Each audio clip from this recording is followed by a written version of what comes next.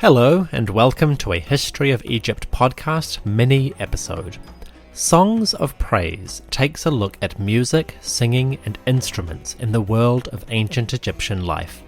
This episode is a real change of pace from the recent narrative, with plenty of songs and audio clips to illustrate what I'm talking about. We look at the instruments which survive from archaeological contexts, a noteworthy song that was recorded in lyrics, and listen to some recreations of ancient pieces. This episode is brought to you by Alan Chabot and Linda Mockenhaupt in gratitude for their support. Thank you kindly for donating, folks. May Hathor, Mistress of Music, Lady of the Sistrum, bring melody into your life and sing your praises.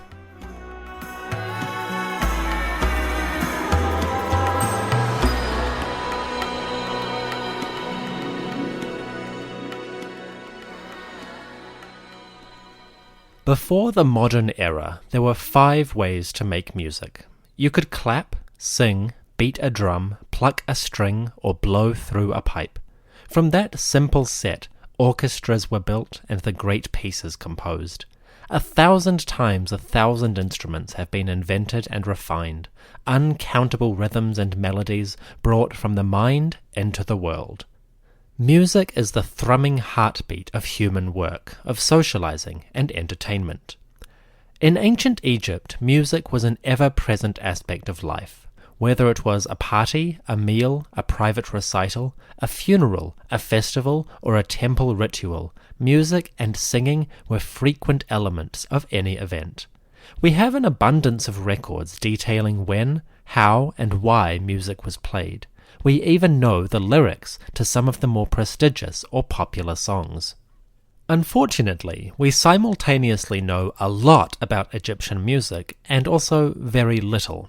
We know what instruments were played, who made them, and what combinations they made, and what they did while making that music. But we still don't know how it sounded. Apart from some very basic ideas, there is a giant black hole at the center of our musical knowledge. With that in mind, any attempt to explore ancient Egyptian music is missing the most important ingredient, the music itself. But we can say quite a lot about it, and thanks to some attempts at reconstruction, we can at least give a hint of how the ancients may have evoked their ideas in the form of melody and rhythm. To start with, we should know where music came from. As you can imagine, it was probably the work of the gods. Music had been invented by 2 gods in particular. Their names were Thoth and Merit, and each of them played a part in the organization of the cosmos and the creation of the divine melodies. It was said that Merit, a minor goddess whose power was focused in the realm of singing, had created the cosmic order, or Ma'at, by means of her music. She used singing, melody, and hand gestures to fashion this order. Merit's music created the cosmic and divine system.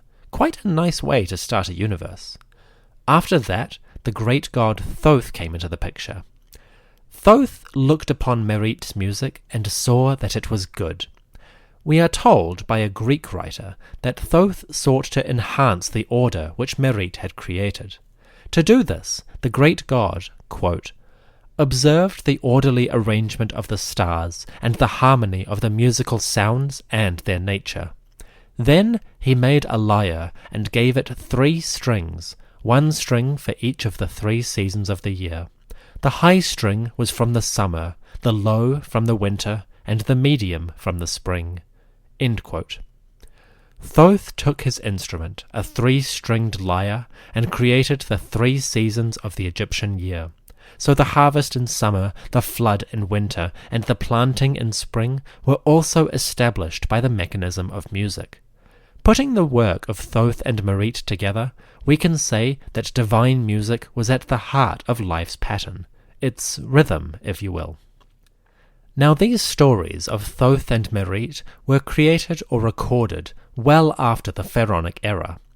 But even if we take these later stories with a grain of salt, we can at least understand that on some level there was a powerful connection between music and the divine realm. In the major periods, the time of the pharaohs, at least 3 different gods were associated with music and singing. The greatest of musicians, the chief of melody, was the great goddess Hathor. The lady of fertility, mother supreme, eye of Re, and foremost of Westerners, Hathor was the celebrated queen of sexuality, drunkenness, and dancing. Naturally, those things are very much enhanced by the addition of music. Hathor was queen of the party scene, and her influence is found in both religious music and secular performances. As we will see throughout this episode, it is Hathor who plays the most important role in the creation and celebration of the divine, of melody. Rhythm and music are hers. If Hathor was the supreme musician, then Osiris was the archetypal connoisseur. Once again, a Greek writer, Diodorus Siculus, tells us of how Osiris and his fondness for melody, dancing, and performance created some of the great beings of the world. By the time Diodorus came along, around 60 BCE, Osiris had become intertwined with the Greek Dionysus, and this affected how the Egyptian god was represented by Greek writers. Dionysus and Osiris shared enough aspects that the mythology around them blurred together, and stories of one became stories of the other.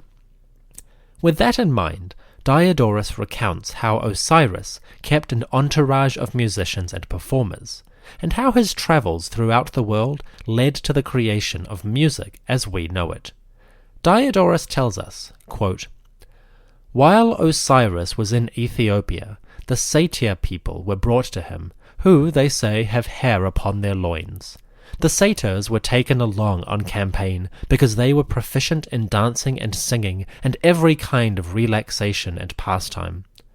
Osiris was fond of music and the dance, so he took with him a multitude of musicians. Among these were 9 maidens who could sing, and these maidens were those whom the Greeks called the Muses."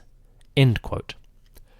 So Osiris, or Dionysus, was fond of music, and the famous Muses and Satyrs, the archetypal composers and dancers, were part of his entourage. This made music a part of Osiris's realm and his responsibility, at least in the minds of Greek writers. The final god who had a musical habit was the great Bes.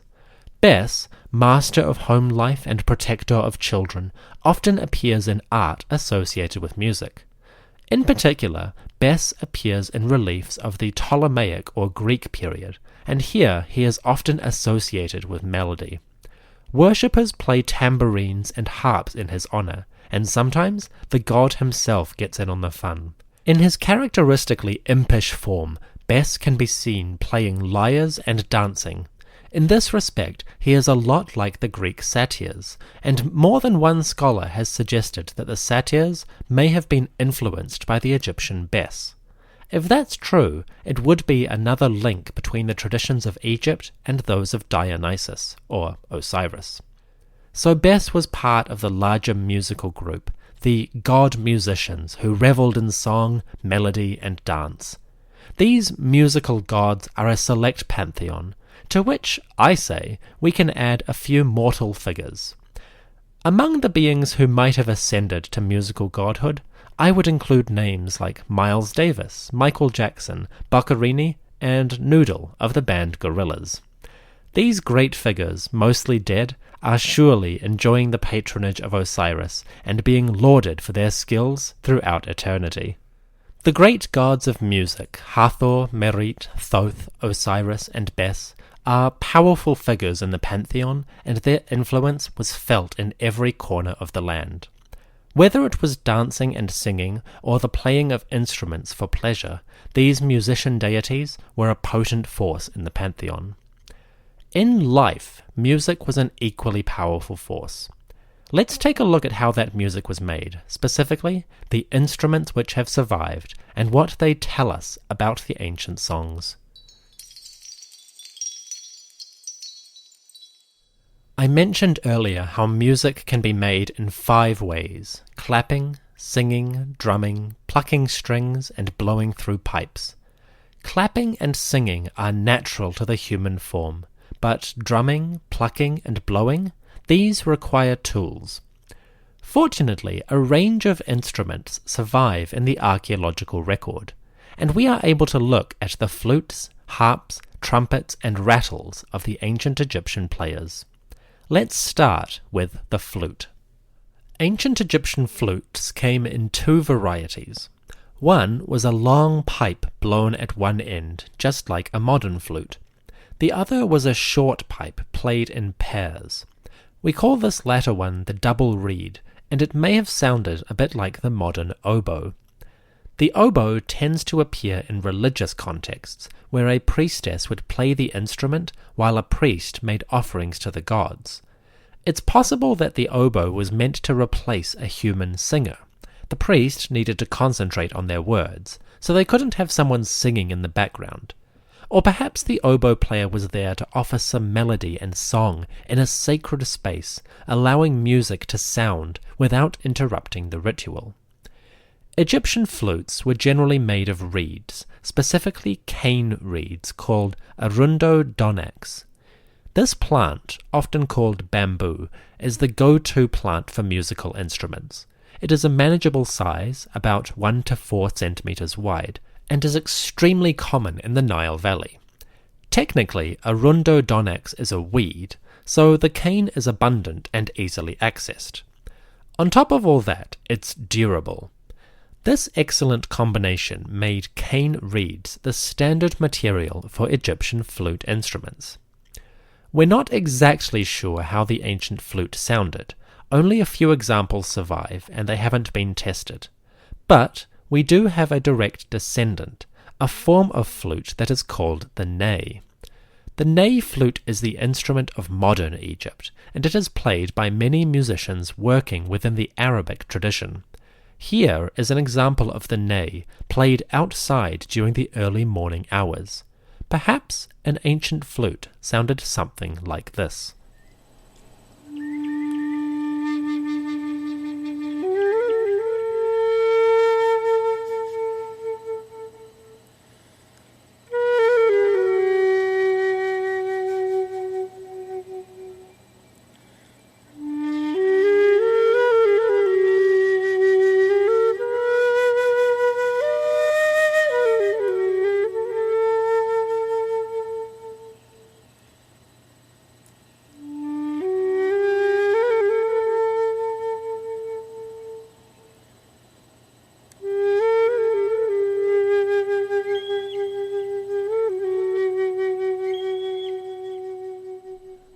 So that may be the basic sound of the Egyptian flute.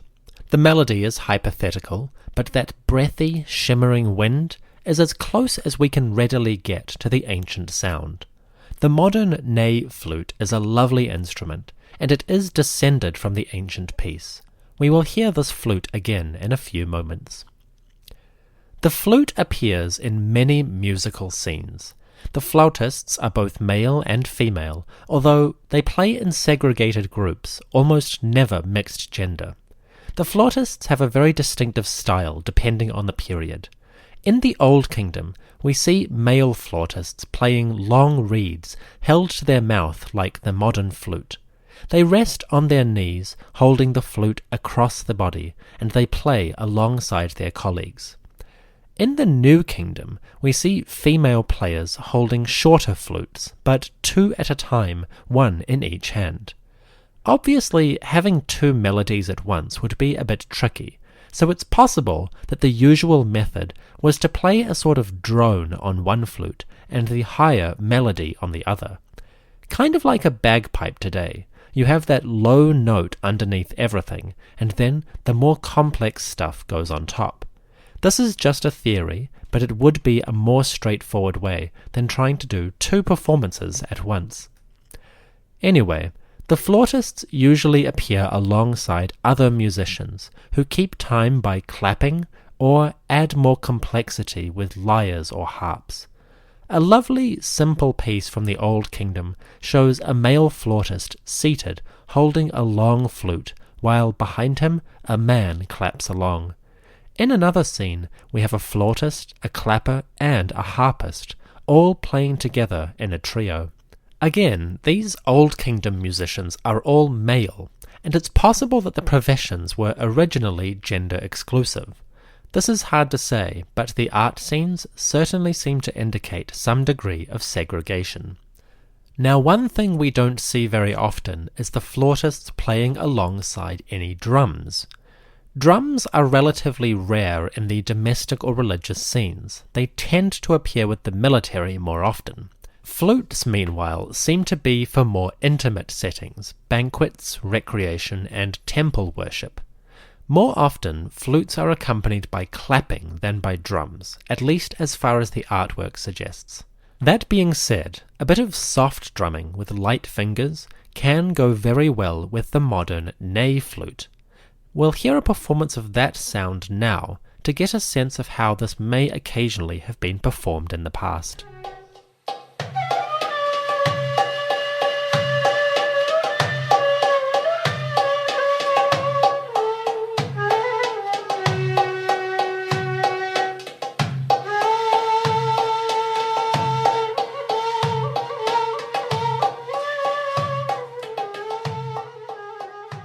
So that's a modern Egyptian flute and drum, but the principle might be similar for the ancients in some circumstances.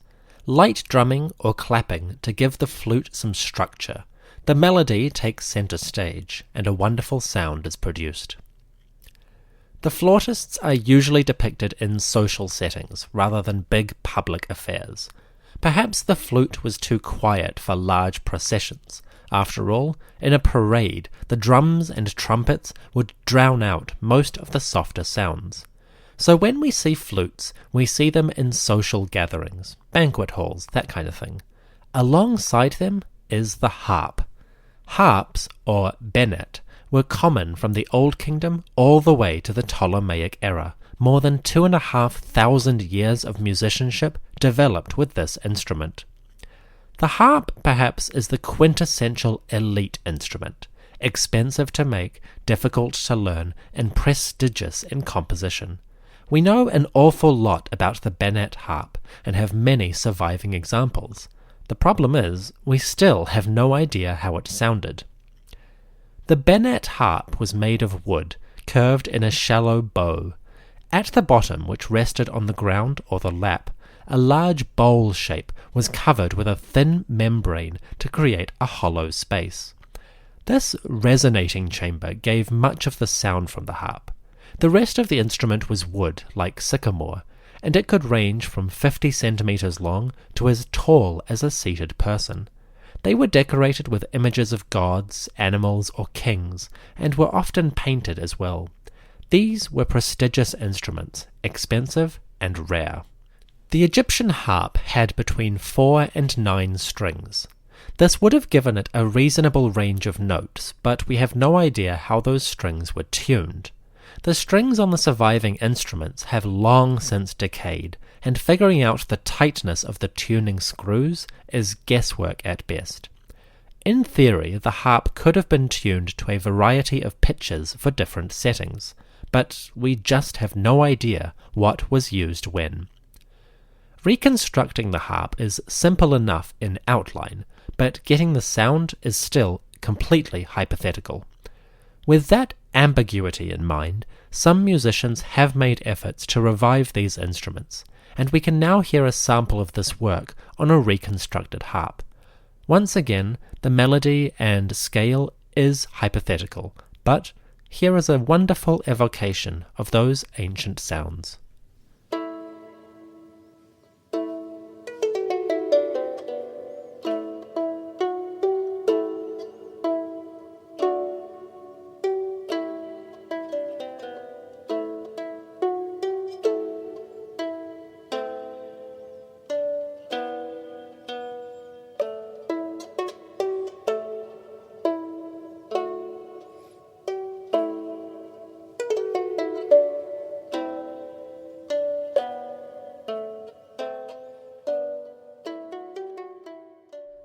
The harp appears in domestic settings, banquets, social gatherings, and relaxation.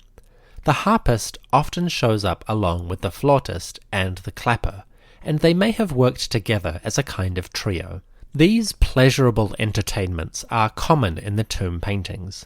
As part of the deceased's eternal joys, images of music, feasting, dancing, and drinking adorn the hidden chambers. When they occur, these tomb scenes are usually accompanied by a caption which says something like, quote, "Sitting down to divert the heart with a holiday in the interior of the house of eternity." In another one it says, quote, "Sitting down in the hall to divert the heart according to the practice of existence on earth, perfumed with myrrh, adorned with garlands, making a holiday in his house of justification, which he made for himself in the west of Thebes." End quote. Captions like these, along with the Harpers themselves, indicate that the afterlife was ideally a place of music, perfumes, and holiday. The listener was encouraged to take comfort in their pleasures and to, for a moment, forget the greater cares of the world. The harp was a popular form of entertainment. During the childhood of King Amenhotep II, who lived around 1430 BCE, a royal official had a tomb scene carved which showed him educating the young Amenhotep when he was still a prince. As the child prince sits on the official's knee, a number of servants enter the scene. One of them is carrying a lyre or lute, and the scene bears the caption, quote, "Diverting the heart and seeing good things, song, dance, and music, rejoicing and gladness of heart." End quote. Such a scene is a nice reminder of the pleasures of life. Found in a tomb, it reminisces on the joyous days of the happy time in which the tomb owner was still on earth. It is enhanced even more by what the singers themselves sing to the young prince and the tomb owner. In a caption above the scene, hieroglyphs lay out the player's song. Quote, "How prosperous are they, these years which the god decrees. May you pass them endowed with blessing, happy and healthy. You exist, your voice is justified, and your enemy is fallen. You are in the house united with eternity, partaking of everlastingness." End quote. The music of daily life becomes the music of eternity, and from the singer's words we get a glimpse at the ideal afterlife. It is a life filled with song.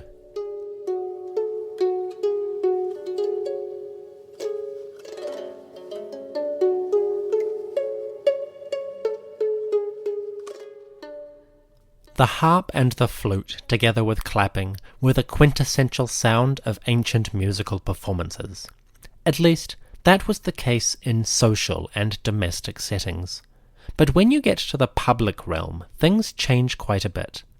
We're now going to look at two more instruments used primarily in temple and military contexts. First of all, let's look at the sistrum. No discussion of music is complete without talking about the most Egyptian of instruments, the sistrum. Sistrum rattles made of bronze were the religious instrument of choice for priestesses and priests in the service of the gods. Sistra and Egyptian religion go hand in hand, and the sound is synonymous with the pharaonic world. Within the temple environments, a special class of worshipper served as the musicians of the gods. Every morning these priestesses entered the sanctuary, and with a special rattle they awoke the sleeping deities. That rattle sounded like this.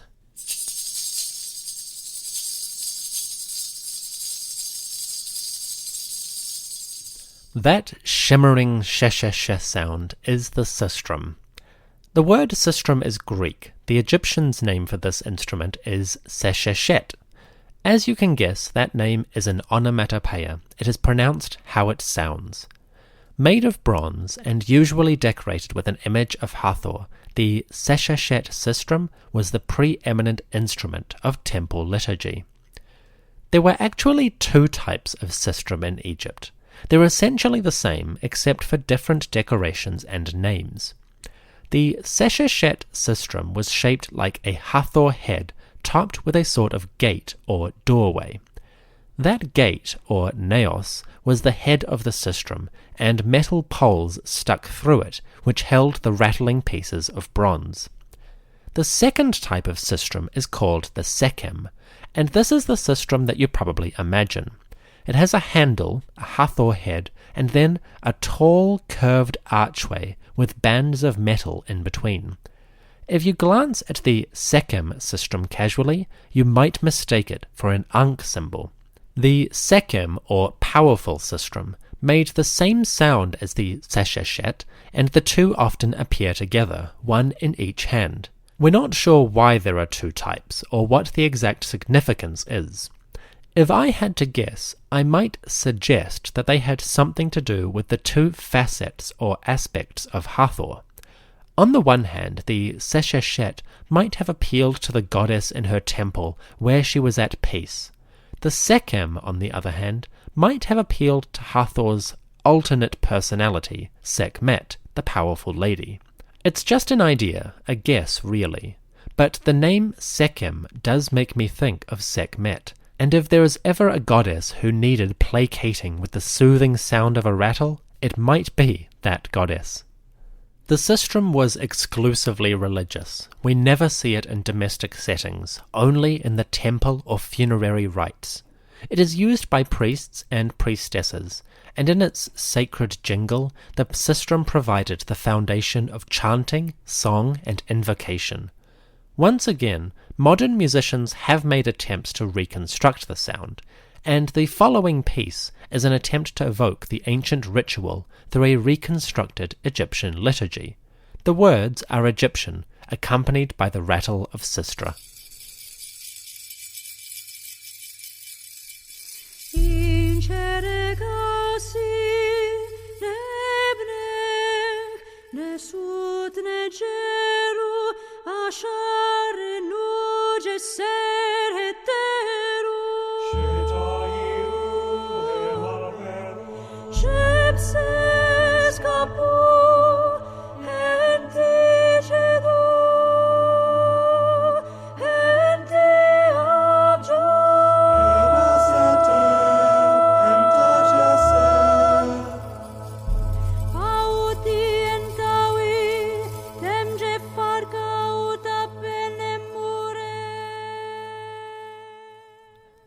A temple singer or chantress would shake the sistrum during her morning ritual and her daily worship.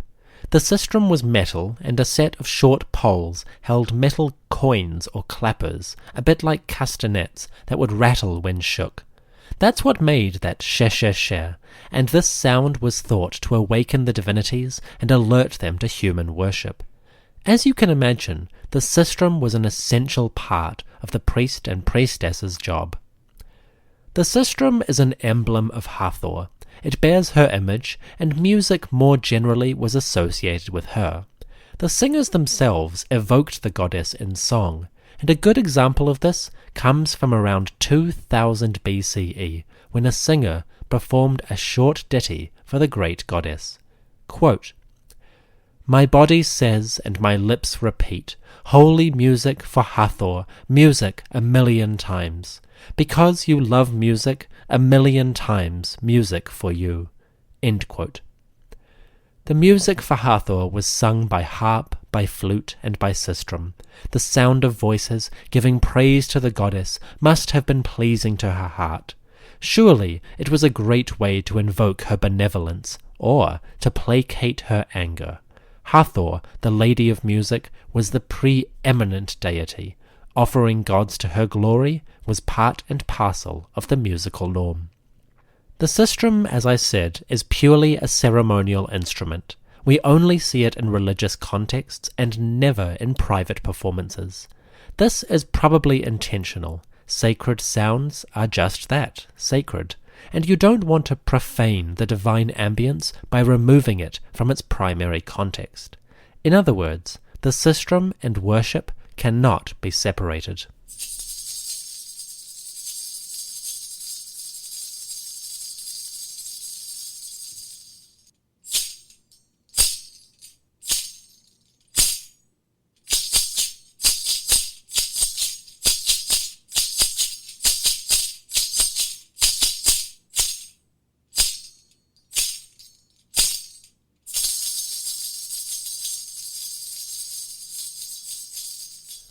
the last instruments of note are the drum and the trumpet.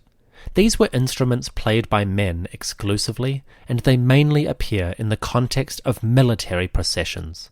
Occasionally a drum shows up in the temple or at a banquet.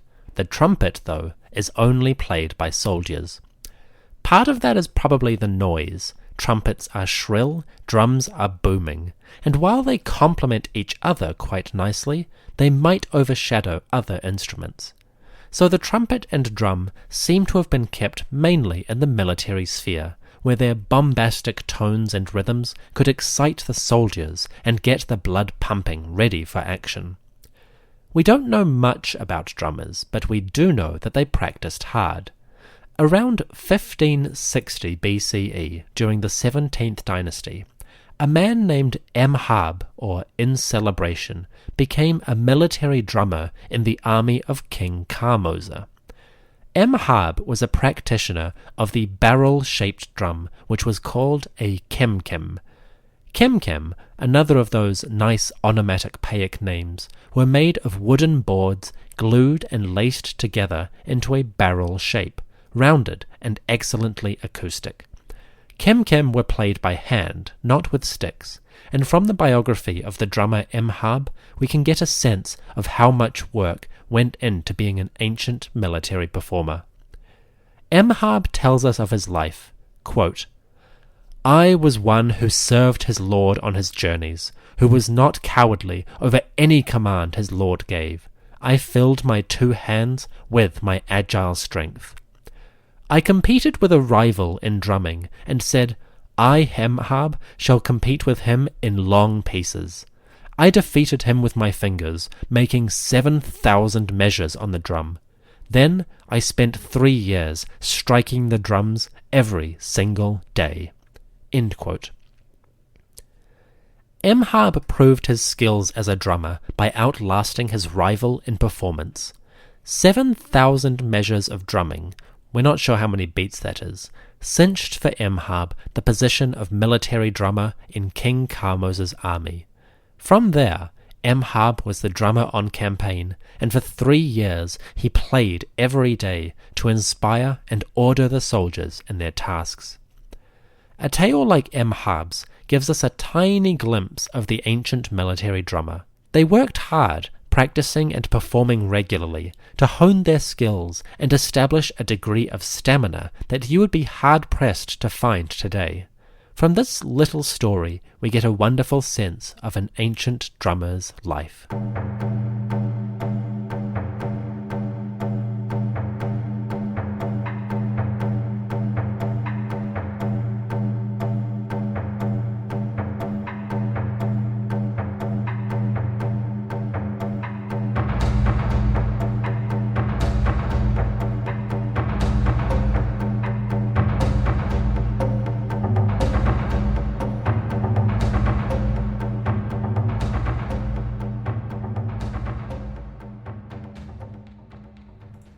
The other military instrument was the trumpet. Trumpets, or sheneb, appear in temple reliefs and military scenes. Only 2 physical pieces of these instruments survive. Around 1315 BCE, a pair of trumpets were buried in the tomb of a minor king named Tutankhamun. These delicate pieces, 1 copper, 1 silver, were recovered by Howard Carter, and in the 1930s, a military sergeant was permitted to play them live on the BBC. This is the first and last time the trumpets were ever played. In a moment, we will hear them. The 2 trumpets of Tutankhamun have noticeably different tones. The silver one is much higher than the copper. Played at the same time, they might have made a complementary sound in the same way that a flute could be played low and high depending on the circumstances. In the context of a military procession, such trumpets would have rung out clear and shrill and provided a clarion call for all to hear. I won't keep you in suspense. Allow me to present the only time when an ancient Egyptian instrument has been played for the modern world to hear. The trumpets of the pharaoh Tutankhamun, lord of the crowns, king of the south and north, Anno praise.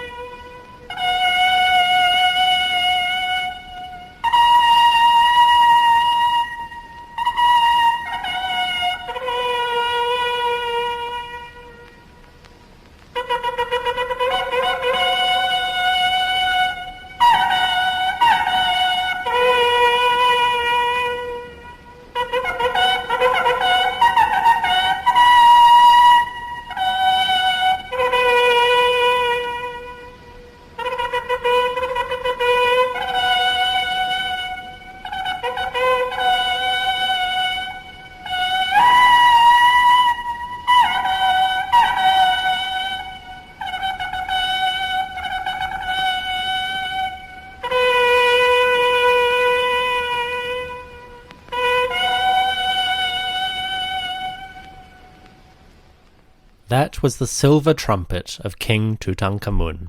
We will hear the copper one when we reach that king in the narrative. Trumpets, sistra, harps, and flutes. These were the tools of the ancient musicians. Along with drums and clapping, they formed the basic elements of Egyptian music in its various forms.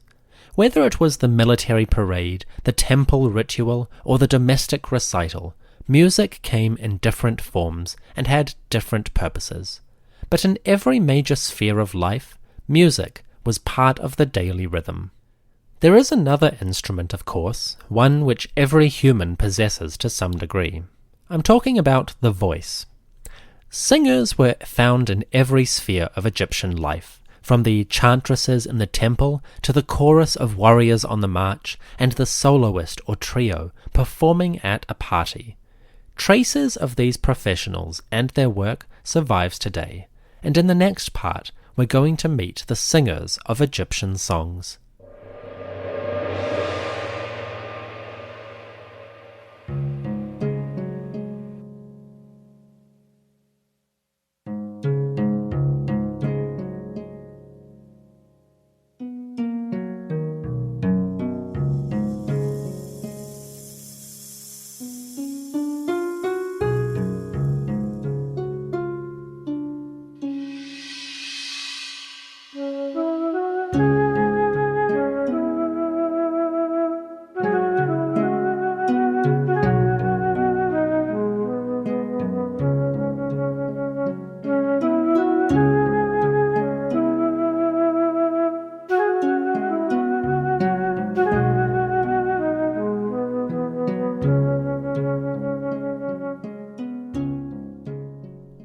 Music was everywhere in daily life, in different settings and different functions. Although we cannot hear the melodies anymore, we can at least see some of the words which the ancients sang. Thanks to good preservation, a number of tomb and temple reliefs give us the lyrics to Egyptian compositions. In this second part, we'll take a brief look at the songs of pharaonic Egypt. Music was frequently performed for the great gods. In the temple, priestesses with their sistra would sing songs to the divine glory. Gods like Osiris and Hathor enjoyed music, and in the Egyptian mind, the act of singing was connected with the idea of praise.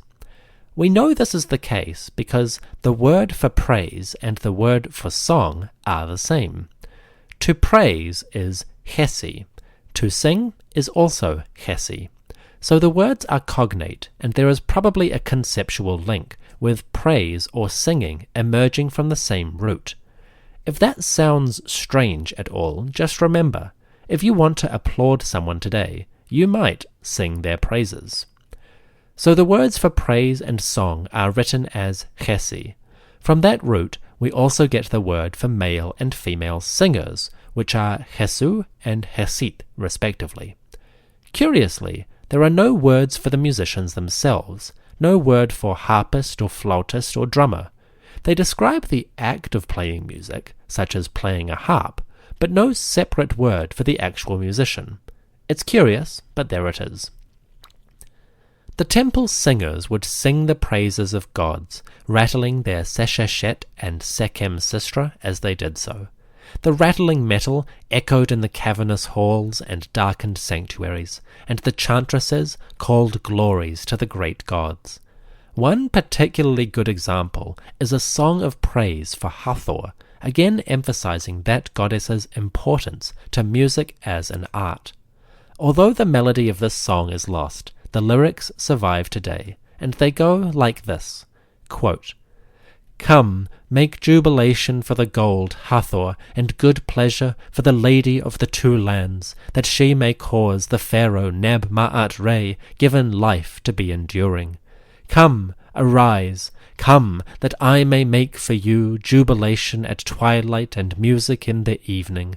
O Hathor, you are exalted in the hair of Re, in the hair of Re, for to you has been given the sky, the deep night, and the stars. Great is her majesty when she is happy." End quote. I won't dishonor this song or your ears by trying to sing it. Suffice to say, singing in praise, or chesi im chesi, would have been a splendid thing. High voices, sistrum rattles, clapping, and the melody of harps. Songs like this were an adornment to the great goddess. Beyond the walls of the temple, songs were also sung in domestic settings, particularly at banquets and private recitals. There are many of these songs which survive in traces, but the most complete and the most famous is known as the Song of the Harper. The Song of the Harper survives in a number of different records, which vary slightly in their lyrics or their subjects. The most noteworthy feature of the Song of the Harper is what the various songs encourage the listener to do. Broadly speaking, these have a focus on the idea that you should count your blessings while you are alive. The Song of the Harper in its various forms focuses on pleasure, indulgence, and on staying present in the moment of life. After all, death is always a shadow on the horizon, and the singer reminds their audience to enjoy life while they can. The most famous example of the Song of the Harper comes from a tomb built around 2000 BCE for a man named Intef. This Intef may have been a nomarch or king during the first intermediate period, but that is beside the point. What is important is how the song offers a startling critique of some very old ideas. The Song of the Harper begins like this, quote, "Fortunate is this prince, for happy was his fate and happy his ending. One generation passes away and the next remains, ever since the time of those of old. The gods who existed before me now rest in their tombs, and the blessed nobles also are buried in their tombs. But as for the builders of these tombs, their places are no more. What has become of them? I have heard the words of Imhotep and Horjedef, whose maxims are repeated intact as proverbs. But what of their chapels? Their walls are in ruins, and their places are no more, as if they had never existed." End quote. This song is interesting. It offers a direct, cynical challenge to the ideas of eternity and immortality. It decries the collapse of funerary cults and how even the wisest sage is eventually forgotten. Tombs decay, monuments crumble, and the singer watches as everything that is good is slowly lost, as if it had never been. Think about that for a second. A literate Egyptian, part of the most famous tomb-building culture ever, vocally critiques the notion of eternal rest and describes how the monuments of great men as famous as Imhotep or Horjedef are mere dust in the face of time. 4,000 years before Shelley wrote Ozymandias, the anonymous Harper reflected on grandiosity and its inability to endure decay. That is unexpected. The first part of the Song of the Harper offers a fascinating challenge to Egypt's most famous tradition. While 1,000 years of tomb building and monumental architecture testify to their hopes for the afterlife, the singer flips that and views the situation from a far more cynical perspective. It is surprising, to say the least.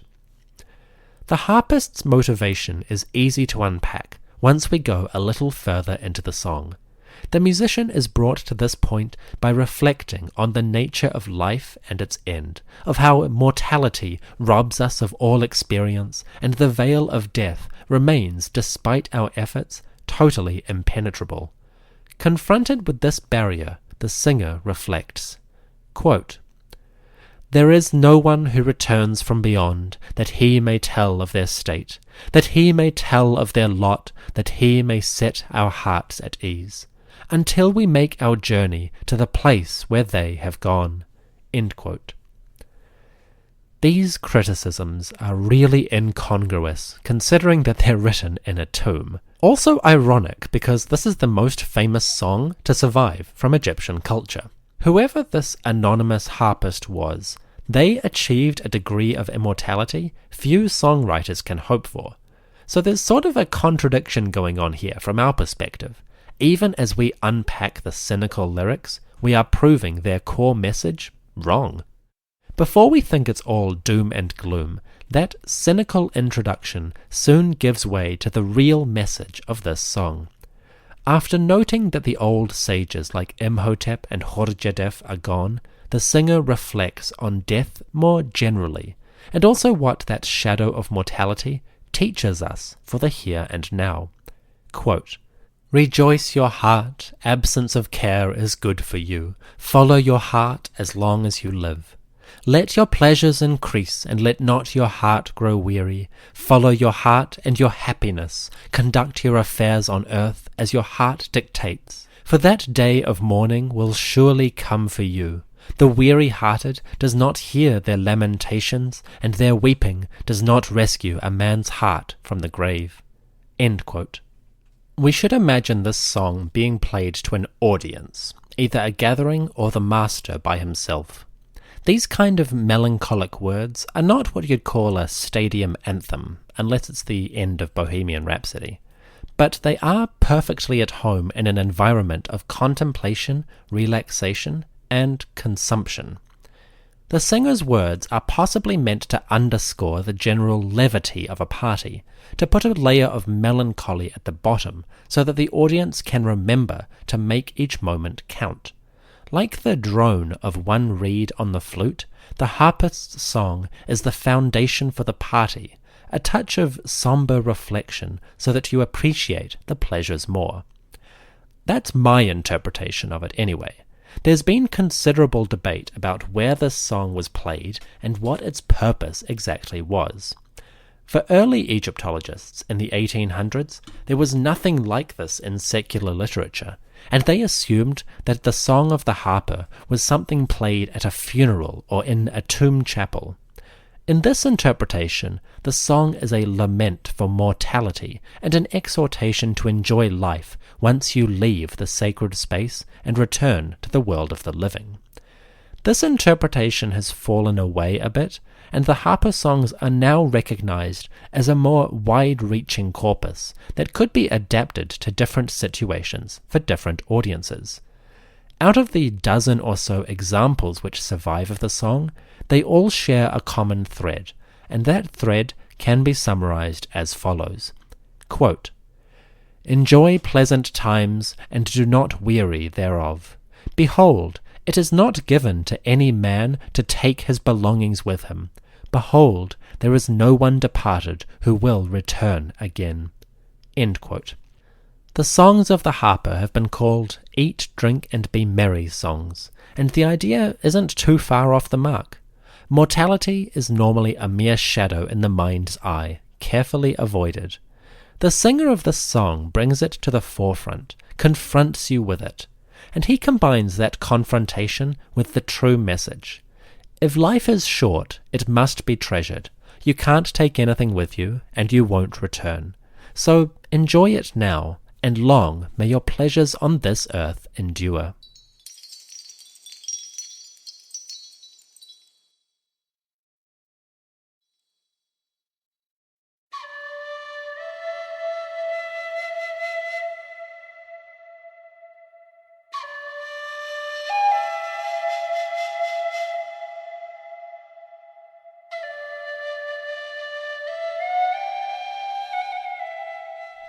I have a lot more to say about Egyptian music, and I will certainly do a Songs of Praise too at some point in the future. As long as this episode is, I feel I've only just scratched the surface of pharaonic music. Not only do we have about 3,000 years of trends and developments to deep dive, but we have a huge variety of artistic scenes and physical artifacts to explore.